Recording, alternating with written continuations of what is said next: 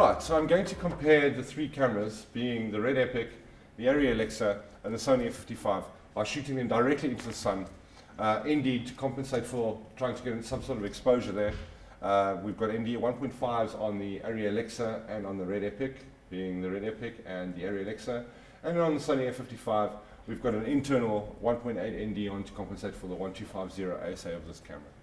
Okay, so when we look at the camera straight up, if we start with the Red Epic, looking into the sun, you will see that the first thing that's evident in the Red Epic, if we just take the stats off for a sec, you will see that we have these flare aberrations coming from the sun.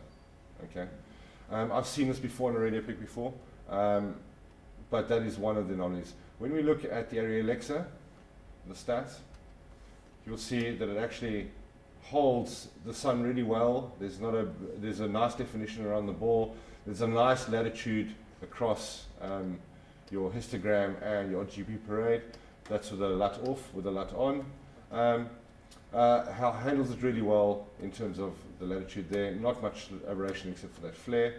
When we go through to the F55, you will see similarly holding the sun really well, nice latitude drop off, except that it has a larger exposure range in its base format than you were seeing in the log, and that's just due to the nature of the codec.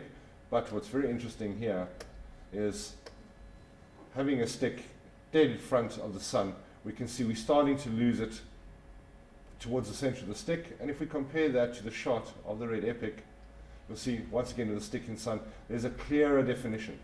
If we on the 55 than what we're seeing here on this Red Epic. Let's just move the stats for this purpose.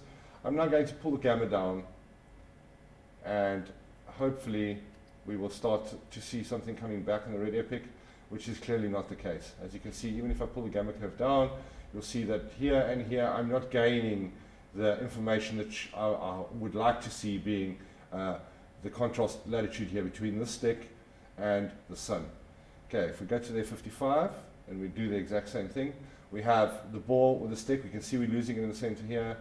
As soon as I start bringing the exposure down, the latitude down, compressing the waveform, you can actually see that I'm getting a full line of detail in that stick on the F55.